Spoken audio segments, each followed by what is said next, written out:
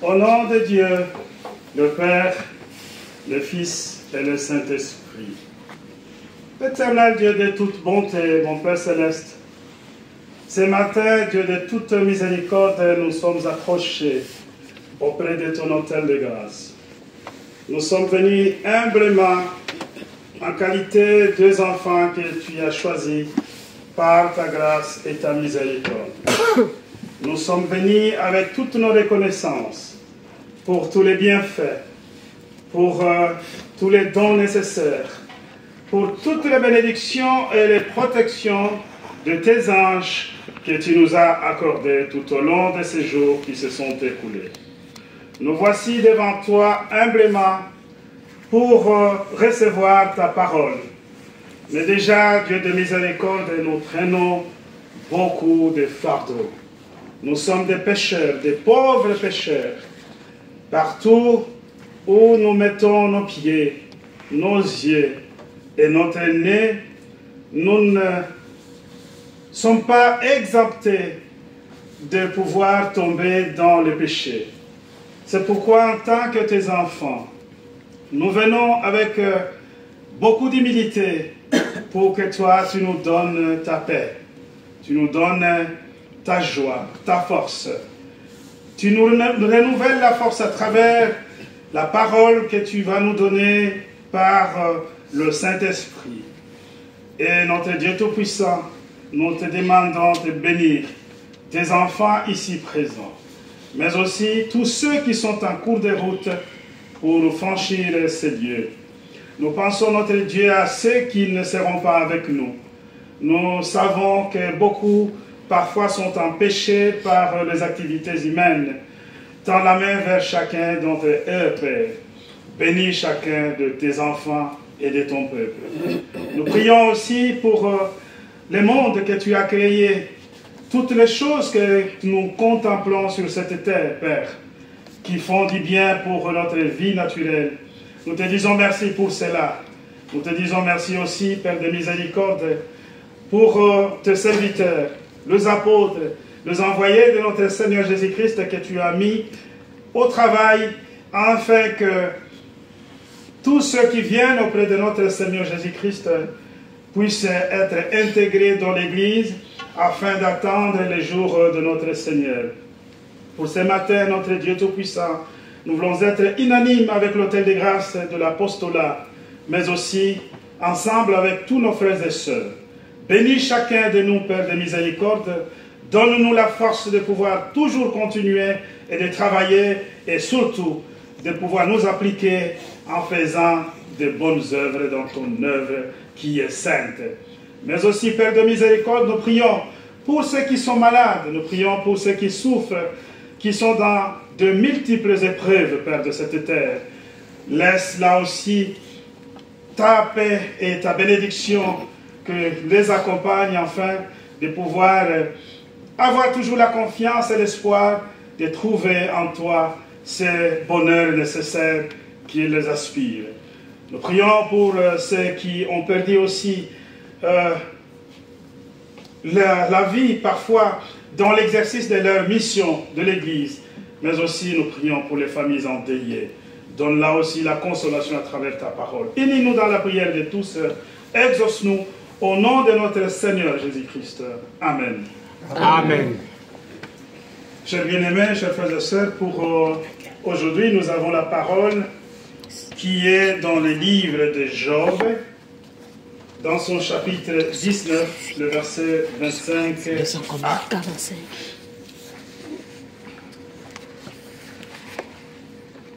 Mais je sais que mon Rédempteur est vivant et qu'il s'élèvera le dernier sur la terre. Jusqu'ici.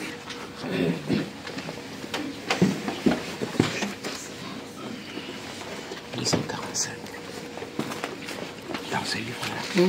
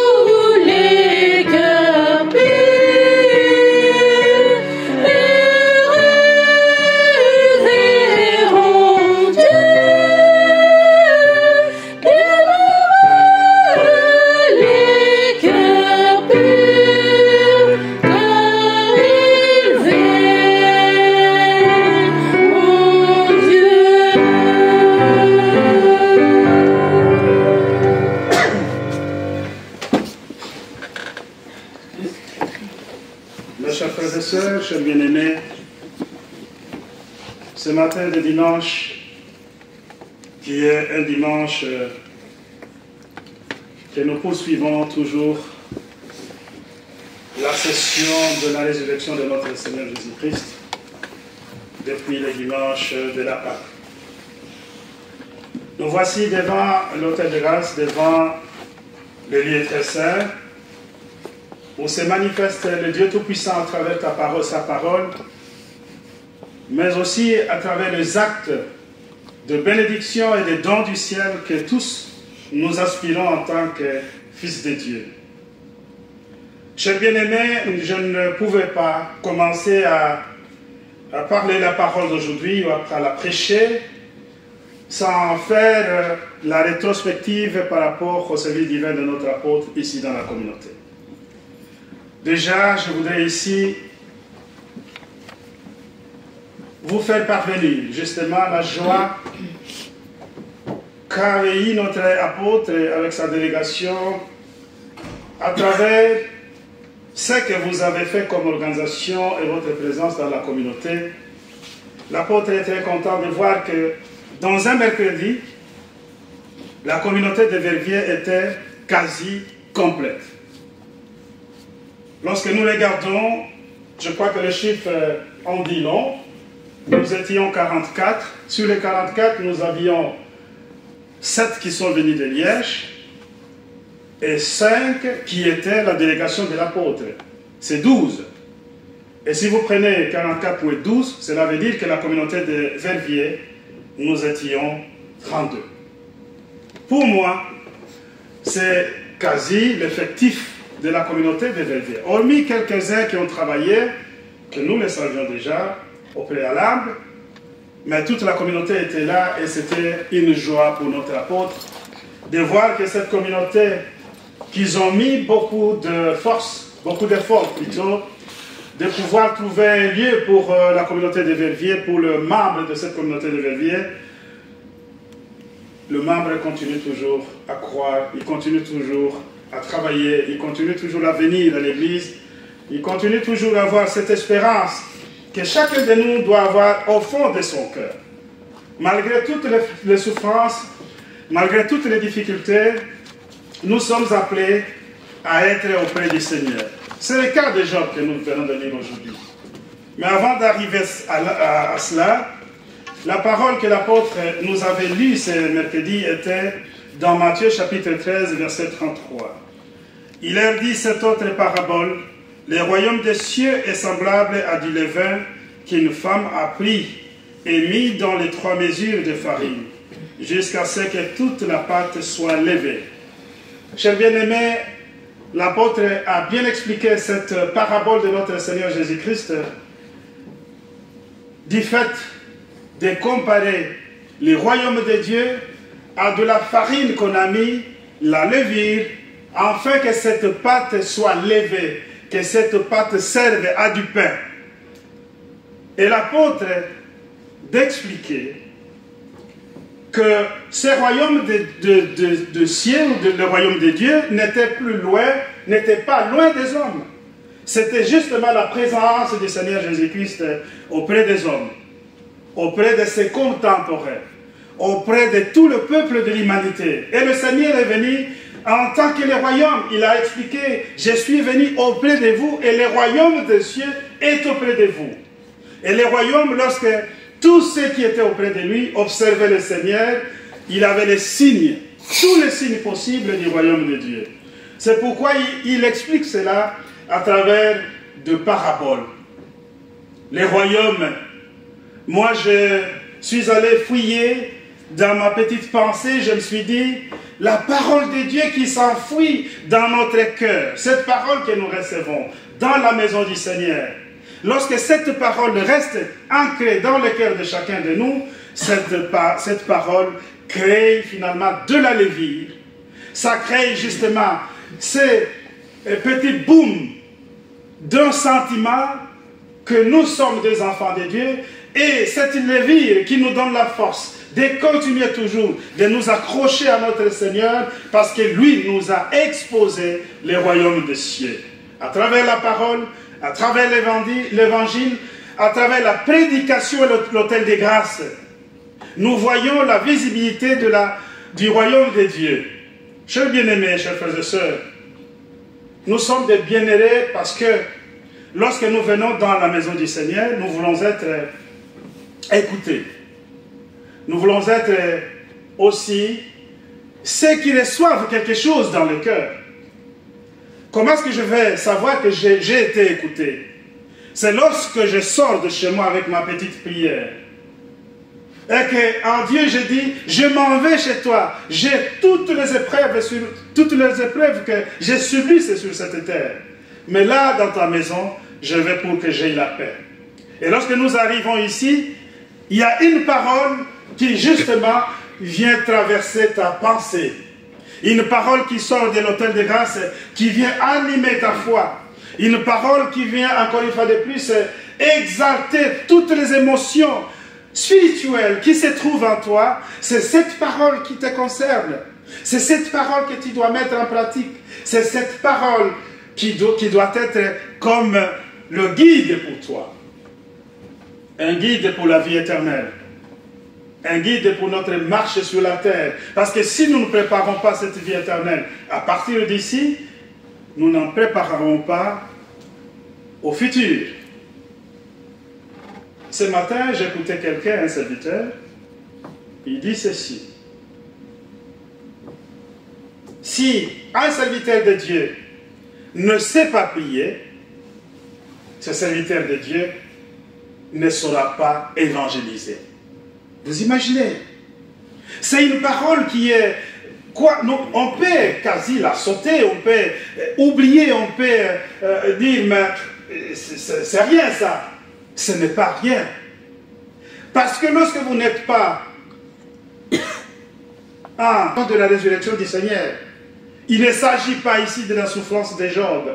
Cet homme a été tout simplement mis en parallèle à la vie de notre Seigneur Jésus-Christ. Pourquoi? Parce que le Seigneur a subi aussi des épreuves. Le Seigneur a connu des moments de souffrance. Mais pour Job, il a vacillé. Parce que Job a dit, mais je suis innocent. Je ne connais pas un péché, je ne fais pas du mal. Mais pourquoi est-ce que tout cela m'arrive? Et Job est allé dire jusqu'à la fin, il dit, si je le savais, je n'accepterais pas de naître. Il serait mieux que je ne naisse pas pour subir toutes ces conséquences, toutes ces épreuves, toutes ces souffrances. Pour lui, il n'était pas nécessaire qu'il soit là, avoir toute la richesse qu'il avait, avoir des enfants qu'il avait, avoir des travailleurs qu'il avait, mais à un moment donné, tout est tombé comme un château de cartes, comme on le dit.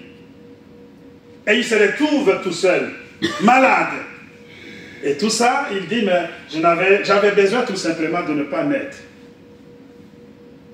Mais il y a une parole qui vient au fond de son cœur, c'est celle que nous avons lue aujourd'hui, lorsqu'il dit,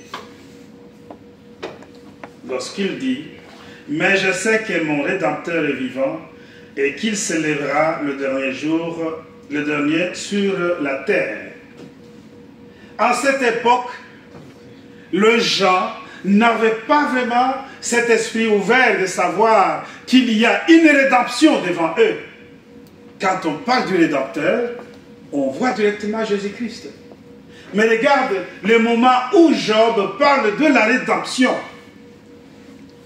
Job, déjà au début, à cause de la souffrance, à cause des épreuves, il dit, j'en peux plus. J'en peux plus. Il avait aussi des influences de la famille, de sa femme, les influences de ses amis. C'est comme nous disait l'apôtre patriarche la fois passée, pour la vie éternelle, lorsque le Seigneur dit, vous avez subi de mêmes épreuves, vous avez aussi subi des épreuves tant que moi, venez, je vais vous donner le royaume des cieux. Et on se pose des questions de quelles épreuves parle le Seigneur Jésus-Christ. Parce que dans le désert, il était tout seul. Parce que lorsqu'il prenait le calvaire au calvaire de la croix, dans la montée de Golgotha, il était tout seul, les apôtres avaient fui. Mais de quelles épreuves parle-t-il? Mais ils ont subi les épreuves. Et l'apôtre patriarche les a démontrées. Ici, nous voyons Job, qui est en train de subir aussi des épreuves. Mais les mêmes épreuves, Job, à un moment donné, vacille. Il dit, je suis innocent, je ne peux pas continuer à souffrir. Mais au fond de sa souffrance, dans le plus profond de son cœur, il y a une reconnaissance en Dieu. Il a confessé Dieu. Il a dit, je sais au fond de mon cœur que mon Rédempteur se lèvera le dernier sur la terre. Il est révélé par la parole. Chers bien-aimés, chers frères et sœurs, dans la comparaison que fait l'apôtre ici entre Job et Jésus-Christ, Jésus a subi beaucoup d'épreuves. Jésus a été maltraité. Jésus a été minimisé. Jésus a été mis à nu. Mais alors, le Seigneur est resté muet. Il n'a jamais dit quelque chose qui contrarie justement la volonté de Dieu, malgré toutes les souffrances, malgré toutes les épreuves. il est resté implacable. Il a accepté de subir tout cela. Mais vous savez quoi? Job a été préservé de la mort. Et Job a été redoré de toute la richesse qu'il avait perdue. Mais le Seigneur, lui, n'a pas été préservé de la mort. Lui était là jusqu'à la mort. Et cette mort de notre Seigneur Jésus-Christ n'est pas une honte. C'est juste le début du salut pour l'humanité. C'est pourquoi aujourd'hui, lorsqu'on prend ce parallélisme de ce qu'avait traversé Job, et on met avec ce que le Seigneur avait traversé, on voit justement que Job est en train ici de se référer de notre Seigneur Jésus-Christ. Il dit, je sais que mon Rédempteur se lèvera le dernier sous la terre. Il s'est levé, le Rédempteur. Il vous a donné la possibilité de pouvoir venir auprès de Dieu à travers son sacrifice. Il vous montre le chemin du royaume de Dieu. Il vous met en disposition de la vie éternelle, de la table du Seigneur. Il vous dit, venez vous tous qui avez besoin de cela. Vous avez besoin de venir, de vous approcher de Dieu et d'avoir la vie éternelle. Parce que je vous ai racheté d'un grand prix.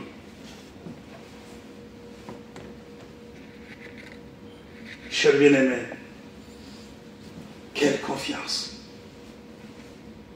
qu'avait le Seigneur en son Dieu, malgré les souffrances. Ne vous en faites pas, le Seigneur avait notre corps. Il sentait la douleur, mais il a accepté de supporter la douleur.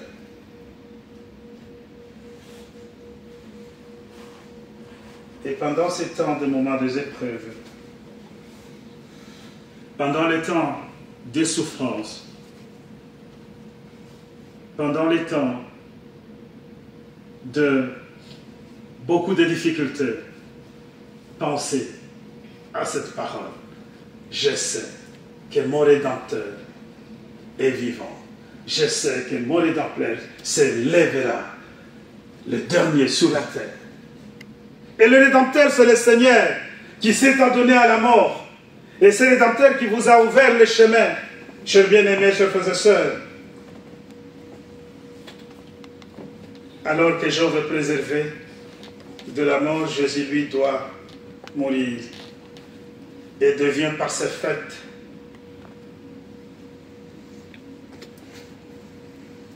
l'auteur du salut, l'auteur de la vie éternelle, l'auteur de l'espérance.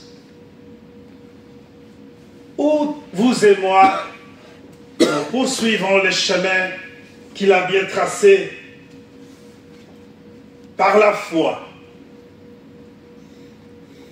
Et nous acceptons et nous participons dans ce pouvoir de résurrection de notre Seigneur Jésus-Christ. Lorsqu'on parle de la résurrection, directement, moi je vois 6 points qui existent dans le livre d'un Corinthien, dans son chapitre 15, je crois bien, si j'ai bonne mémoire, dans le chapitre 15, au verset 13, jusqu'au verset 20, je crois. S'il n'y a point de résurrection des morts, Christ non plus n'est pas ressuscité. Et si Christ est ressuscité, notre prédication est donc vaine, et votre foi aussi est vaine. Il se trouve même que nous sommes de faux témoins à l'égard de Dieu, puisque nous avons témoigné contre Dieu qu'il a ressuscité Christ, tandis qu'il ne l'aurait pas ressuscité. Et si les morts ne ressuscitent point, car si les morts ne ressuscitent point, Christ non plus n'a pas ressuscité. Et si Christ n'est pas ressuscité, notre foi est vaine. Vous qui êtes encore dans vos péchés, et par conséquent aussi, ceux qui sont morts en Christ sont perdus. Si dans cette vie, seulement que nous espérons en Christ, nous sommes le plus malheureux de tous les hommes. Mais maintenant, Christ est ressuscité des morts, il est le prémices de ceux qui sont morts. Chers bien-aimés, nous avons participé hier à l'enterrement d'un frère africain, un jeune que nous connaissons tous, dans les témoignages de sa famille, moi j'ai pu retenir quelque chose. Il y a quelqu'un qui a dit, s'il y avait quelque chose de très important dans la vie humaine, c'est celle d'être auprès de Dieu, même sur cette vie. C'est celle d'accepter le Seigneur, parce que notre chemin peut s'arrêter à tout moment. Notre parcours sur la terre peut prendre fin à des temps que nous n'attendions pas. Et d'ajouter, il y a un autre qui dit, si je savais, j'allais encore donner plus d'amour pour que tu puisses aujourd'hui partir avec ce sentiment de moi que je t'aimais beaucoup. Même si de temps en temps, il y a des embrouilles, même si de temps en temps, il y a de mécontentements, même si de temps en temps, on ne se comprend pas, mais il faut que nous puissions offrir l'amour. Plus d'amour. Vous savez, c'est une parole qui m'a beaucoup touché. Lorsqu'il a insisté sur l'amour, et lorsque nous voyons aujourd'hui que le Seigneur Jésus-Christ a fait tout cela par amour. Il nous a aimés le premier. Notre Dieu. C'est pourquoi il a donné son Fils unique pour qu'il meure pour nous. Qui peut faire ça? Offrir en sacrifice son Fils pour sauver des gens qui eux-mêmes sont en train de tomber dans les péchés. Le péché, ce n'est pas Dieu qui a voulu que nous puissions y tomber dedans. Si aujourd'hui nous continuons toujours à commettre les péchés, ce n'est pas Dieu qui veut que nous puissions continuer. C'est notre volonté. Nous sommes ancrés toujours à tomber dans les péchés. Mais regardez le grand amour de Dieu. Il ne nous laisse pas. Il nous aime malgré le péché. Il veut toujours nous aimer encore et encore. Mais lorsque, par exemple, nous nous réunissons sur un lieu de deuil, ça devient aussi quelque chose de réflexion interne en nous, lorsque nous voyons que l'un de nous est allongé et part. Nous-mêmes là, parfois on se pose des questions, mais il va où? C'est inconnu pour nous. Mais ce n'est pas inconnu pour Dieu. Dieu qui a fait les deux mondes, le monde des vivants et le monde de l'au-delà, lui-même sait où est-ce qu'il garde toutes les âmes qui nous précèdent dans ce monde-là. Mais ce qui est très important, c'est parce que le Seigneur Jésus-Christ est ressuscité. La résurrection, comme dit l'apôtre Paul ici en Corinthiens, est possible pour tous, parce que lui, il est le prémices de la résurrection. C'est pourquoi toutes les souffrances, toutes les épreuves que nous pouvons traverser ne sont que des choses éphémères qui vont un jour rester ici. Et nous avons l'espérance dans la résurrection du Seigneur, parce que lui, c'est le Rédempteur. Et notre rédemption est possible à travers le Seigneur Jésus-Christ. Amen. Amen. Le prêtre va continuer la chorale ou la communauté peut chanter un chant, s'il vous plaît. 139. Ça, j'ai appris. Tu commences à écrire. Ça donne. 139.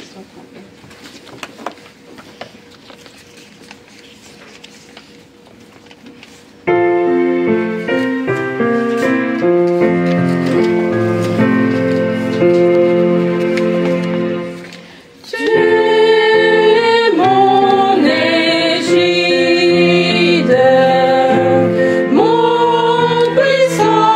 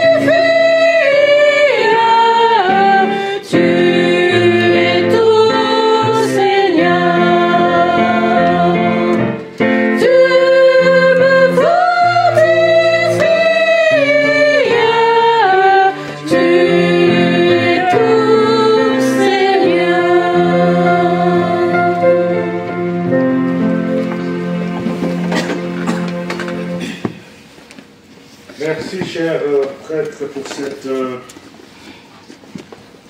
belle prédication de ce matin, pour cette parole. Merci la chorale. Le cantique était magnifique. Tu es mon Égypte. La parole de ce matin, ici, nous rappelle que nous devons toujours avoir nos regards tournés vers l'exalté. Le Seigneur Jésus-Christ, notre Rédempteur. Le Rédempteur, au fait, c'est un avocat. Il est un avocat puissant, un avocat sur lequel nous reposons tous nos espoirs, sur lequel nous savons que tous nos soucis seront trouveront des solutions et nous serons sauvés de telle ou telle situation. C'est comme dans le cas de Job.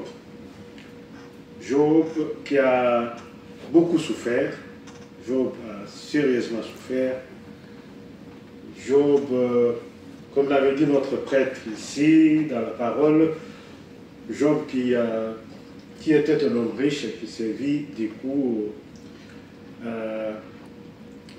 commencer à descendre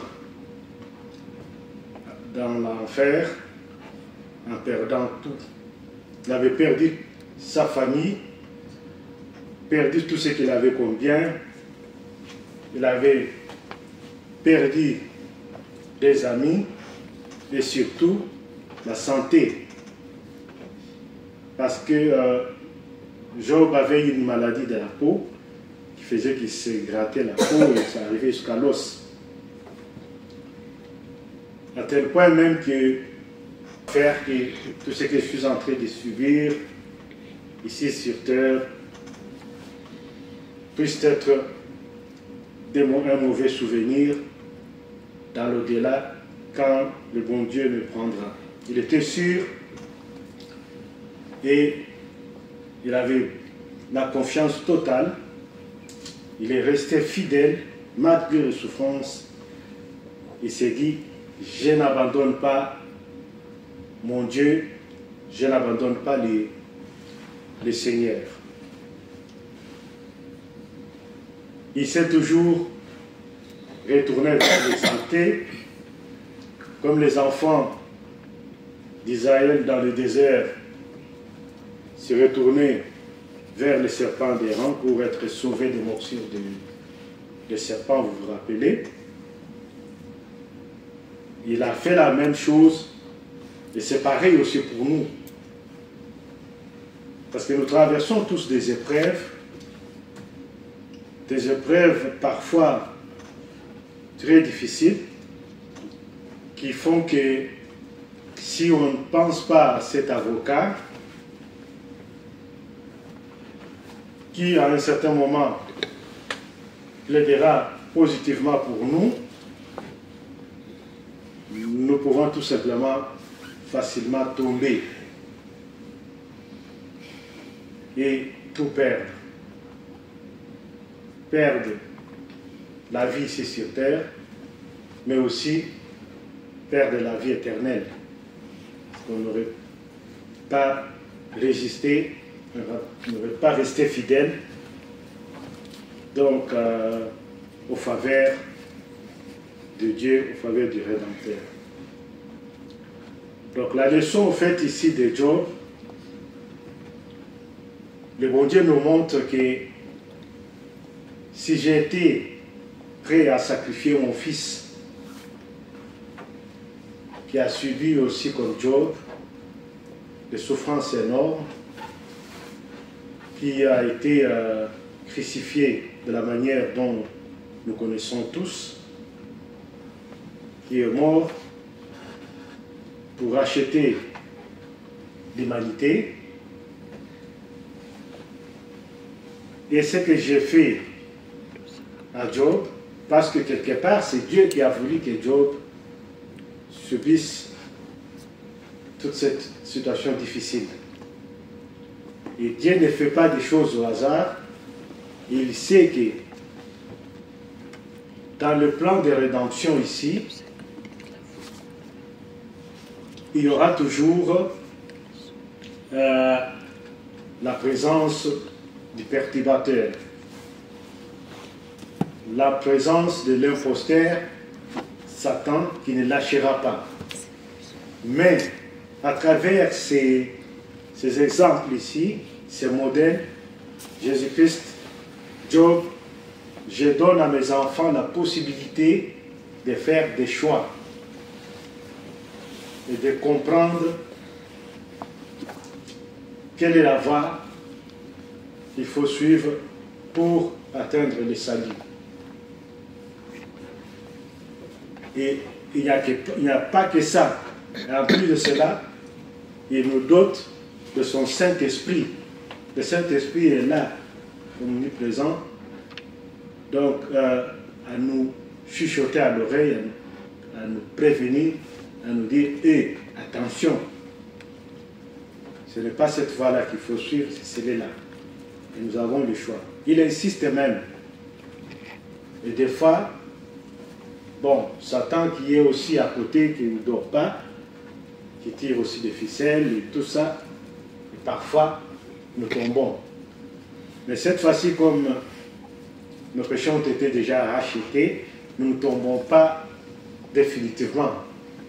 Nous avons toujours la possibilité de nous relever et de recommencer, et tout dépend dans quel état, dans quelle situation le retour du Seigneur nous trouve. Je nous exhorte tout simplement, encore une fois, de faire confiance à notre avocat, Jésus-Christ, le Fils du bon Dieu. Amen. Amen. Faisons confiance à notre Seigneur Jésus-Christ, faisons confiance au Rédempteur. Chers bien-aimés, chers frères et sœurs, la vie en Christ, c'est la meilleure que nous devrions vivre, que nous vivons sur la terre. Parce que par moments, parfois, les gens reconnaissent le Seigneur dans le temps de malheur, pour la plupart des cas. Lorsque les gens se réunissent, par exemple, dans un deuil, c'est là où vous voyez la foi fervente de beaucoup de gens. Ils disent « Ah, c'est vrai, il faut vraiment que nous venions à Jésus-Christ parce que ça là, si on n'est pas à Jésus, c'est un peu compliqué. » Chers bien-aimés, venez à Jésus-Christ lorsque vous êtes aussi dans le temps de bonheur. Venez à Jésus-Christ en tout temps. Venez à Jésus-Christ en toute reconnaissance qu'il est le Rédempteur, notre Rédempteur, et nous aspirons à cette rédemption, nous. Parce que ici, lorsqu'on dit il est le prémisse de la résurrection, cela veut dire il est le premier qui a été ressuscité, et nous serons ceux qui suivront sa voie. Pour la résurrection, chers bien-aimés, chers frères et sœurs, nous savons qu'il y a des conditions à remplir. Il y a une pensée qui est venue à moi. Si les gens ne peuvent pas avoir la confiance au Seigneur, et si les gens peuvent avoir un autre Dieu, ou un autre serviteur quelconque, qu'ils comparent avec le Seigneur Jésus-Christ, et que ce serviteur est décédé, et que ce serviteur est resté au tombeau, il n'a jamais ressuscité, et que ce serviteur attend aussi la résurrection du Seigneur, la résurrection des morts. Pourquoi alors les gens croient en lui, alors que les gens devraient croire au Seigneur Jésus-Christ, qui est le prémisse de la résurrection, parce qu'il n'y en a pas deux. Lorsque nous croyons aux prémices de la résurrection, nous préparons nous-mêmes notre résurrection. Nous nous préparons dans la parole, dans le pardon des péchés, mais aussi dans la Sainte Seine. Le Seigneur a rempli cette scène ensemble avec ses disciples. Il a rempli le pain, il a rendu grâce et il a dit « Prenez et mangez, car c'est mon corps ». Il a soulevé la coupe Il a rendu grâce à Dieu, il a dit, buvez ceci, car c'est mon sang. Et il leur a dit, faites ceci en mémoire de moi, jusqu'à ce que je revienne. Ce n'est pas une simple théorie d'une église quelconque, mais c'est juste un sacrement que le Seigneur a mis en son église pour que les gens se souviennent de lui, pour que les gens viennent auprès de lui, pour que les gens puissent préparer leur propre résurrection, comme dit le livre de Jean dans son chapitre 6, au verset 54 jusqu'à 56. Chers bien-aimés, le Seigneur a besoin que tous nous puissions avoir confiance en lui, comme ici Job, malgré sa souffrance, malgré ses épreuves, il est allé puiser dans la souffrance qui était la sienne une parole, un souvenir pour dire, je sais que mon Rédempteur se lèvera le dernier sur la terre. Et lorsque nous traversons des moments difficiles, le prêtre l'a rappelé ici aussi, lorsque nous traversons aussi les épreuves, lorsque nous sommes touchés dans notre corps, dans notre âme, dans notre cœur, lorsque nous sommes abattus, où allons-nous chercher la force? Que disons-nous à Dieu en ce moment-là? Nous nous laissons abattre, nous restons par terre, ou nous venons à travers la puissance de la force de la parole pour dire, je sais que mon Seigneur, mon Rédempteur, s'élèvera toujours sur la terre. Et ça, c'est la parole que moi j'ai pu retenir de Job. Je peux voir sa souffrance, je peux comprendre, même si je ne peux pas sentir. Je ne le sens pas parce que il y a des siècles que cela s'est fait, il n'est pas proche de nous. Mais lorsqu'on lit, lorsqu'on voit comment il a souffert, mais la parole qu'il prononce en dernier lorsqu'il dit que je sais qu'il y a un Rédempteur, dans cette souffrance qui était la sienne, il est allé puiser une parole réconfortante. Puisez toujours dans votre réserve. Ne vous laissez pas abattre. Puisez toujours. Allez chercher la parole. Et dites-vous que le Seigneur ne vous a jamais abandonné. Il est toujours avec vous. Pour la Sainte Seine, nous chantons, pour la repentance plutôt, nous chantons le cantique 70.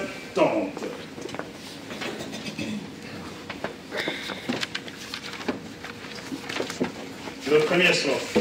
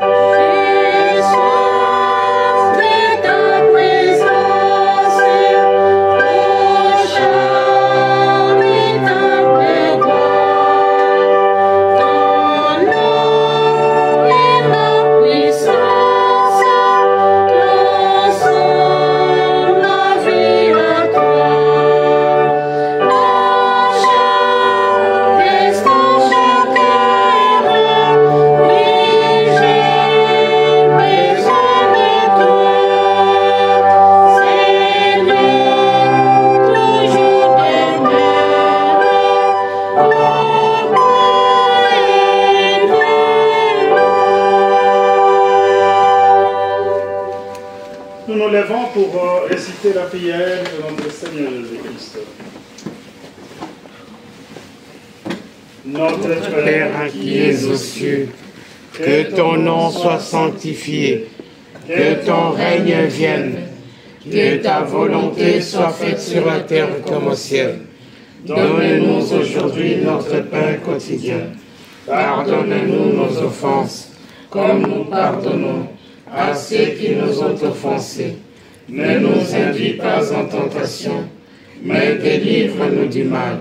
Car c'est à toi qu'appartiennent, dans tous les siècles, le règne, la puissance et la gloire.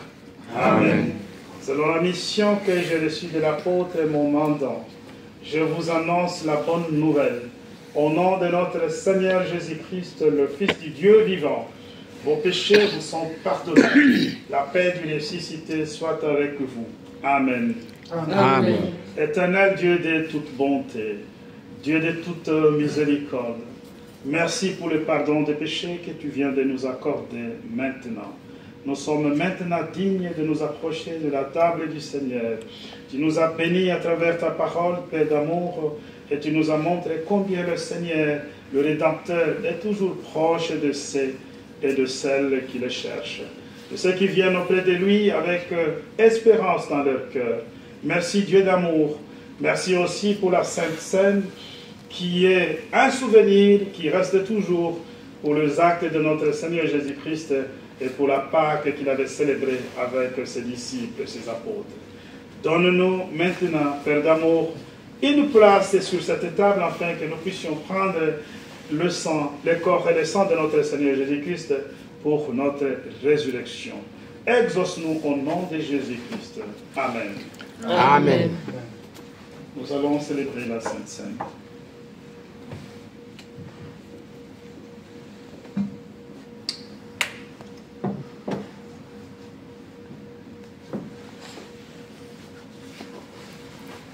Prions. Au nom de Dieu, le Père, le Fils et le Saint-Esprit, je consacre le pain et le vin pour la Sainte Seine. Je dépose le sacrifice unique de Jésus-Christ, valable en toute éternité. Car le Seigneur, prit pain et vin, rendit grâce et dit: ceci est mon corps qui est donné pour vous. Ceci est mon sang, le sang de la nouvelle alliance qui est répandu pour beaucoup, pour le pardon des péchés. Mangez et buvez, faites ceci en mémoire de moi. Car toutes les fois que vous mangez ce pain et que vous buvez ce vin, vous annoncez la mort du Seigneur jusqu'à ce qu'il revienne. Amen. Amen. Le corps et le sang de Jésus sont donnés pour toi.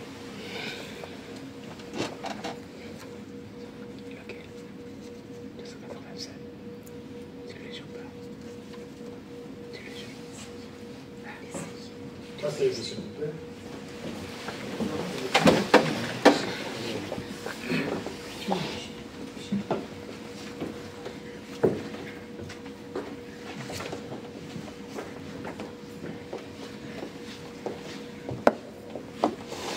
Le corps et le sang de Jésus sont donnés pour toi.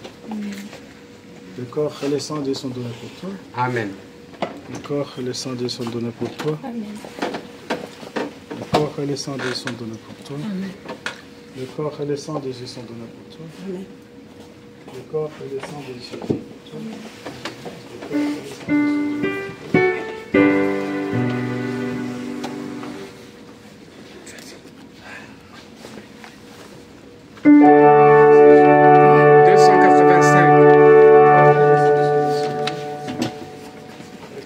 Le corps et le sang de Jésus sont donnés pour toi. Le 285. Le corps et le sang de son Oh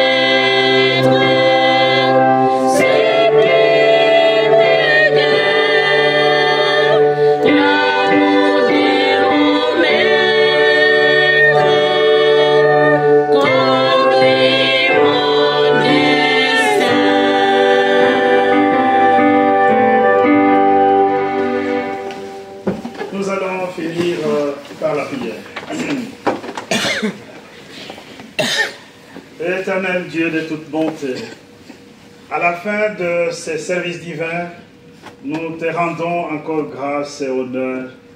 Dieu de miséricorde, toi qui nous as donné ces lieux, toi qui nous as bénis à travers ta parole, à travers ta bénédiction et les dons du ciel, Père d'amour. Nous nous sommes retrouvés ici ensemble dans la communion des enfants de Dieu pour pouvoir te célébrer. C'est ce que nous avons fait. Et nous avons reçu de toi l'amour, la paix et la bénédiction et la parole aussi. Nous avons reçu aussi le pardon des péchés. Nous te disons merci pour cela. Maintenant, Père, guide-nous sur ton chemin et protège tes enfants. Donne-nous toujours les orientations nécessaires à travers tes serviteurs, afin que nous puissions toujours rester sur le chemin qui nous mène vers le royaume de Dieu. Sur cette terre, il n'y a que des choses qui nous bouleversent. Il n'y a que des choses parfois qui nous écartent de ton chemin. Préserve tes enfants, Père d'amour. Tends la main vers chacun d'entre eux et sois au plus près, notre Dieu Tout-Puissant, de ceux qui, encore une fois de plus, sont malades sur les lits des hôpitaux, mais aussi chez eux, parfois en manque de traitement. Nous savons que tu es le Dieu Tout-Puissant et tu es capable de soigner à travers ta parole par tes serviteurs, mais aussi tu donnes l'intelligence à tous ceux qui peuvent soigner à travers les ordonnances et les médicaments.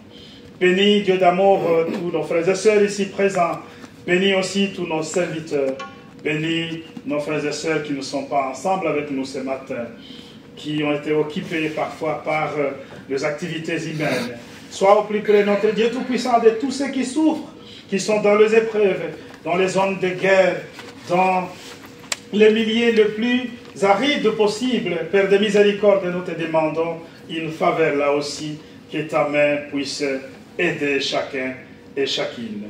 Nous prions pour que nous puissions être toujours en communion avec nos apôtres, avec notre apôtre et patriarche aussi, mais aussi avec tous nos prédécesseurs dans la foi. Bénis les offrandes de tes enfants, bénis aussi le cœur qui ont été disposés à écouter ta parole. Donne-nous la protection sous tes anges, sur le chemin du retour, et Dieu Tout-Puissant. Nous te donnons aussi notre avenir entre tes mains, afin que tu nous donnes plus et mieux que nous pouvons espérer sur ce monde qui est parfois un piège.